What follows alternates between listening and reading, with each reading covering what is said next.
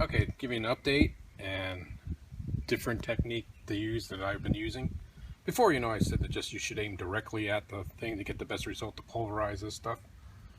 As you can see, sometimes it's so strong it cut through the fiberglass on this RV there and there. So it takes some technique on getting it just right. You are, with the force of the power washer, blasting off the plastic 3M surface, and then if you get a little overzealous trying to get rid of the adhesive itself, you can damage your RV. There's a nice little neat hole there. I found a way to stop blowing holes through my fiberglass, and I wanted to give you an update on that so you can probably avoid any damage that I received. Here's the surface of that plastic, and what I found was to blast through it and then try not to use water pressure to clean the adhesive itself. You can use solvents and it comes off. I found that acetone worked really well. Remember before I was saying pretty much stay perpendicular to the surface, and that's when I was getting the blow-throughs on the fiberglass. What I've done is I switched my tip from one that was a narrow thin stream to one that has a little bit of a fan pattern, so that reduced my 3,000 psi water pressure from 3,000 down to 2,600 with a little bit of a fan pattern. And I found, instead of going directly at the surface, if I do more of like a 45 degree, it worked like a water chisel, and it was chiseling up the plastic itself, leaving more residue, but that residue is easily cleaned, and that residue kind of protects this. Also, the angle, about 45 degrees, turns out that it would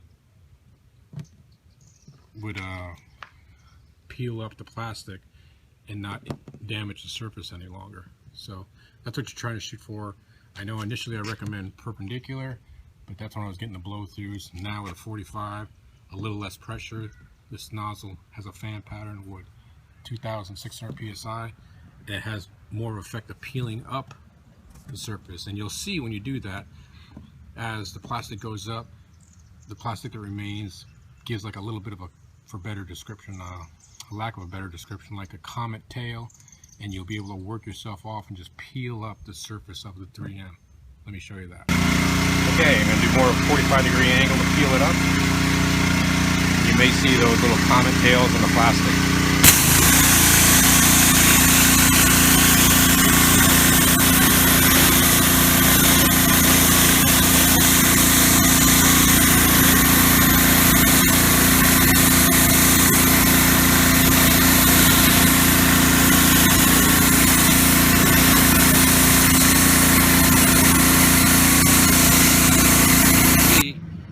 More residue on there, but I peeled up the plastic using the chiseling action with a broader fan pattern, and it's left more residue, and this residue comes up very easily with the acetone, and no more blow-throughs. So hopefully you won't use the technique in my first video, and that's why I made this update, because I found it worked much better for peeling this stuff up.